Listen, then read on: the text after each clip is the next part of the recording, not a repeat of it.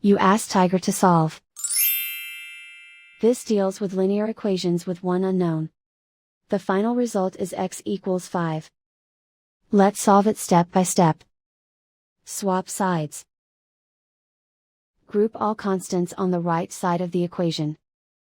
Add 5 to both sides. Simplify the arithmetic.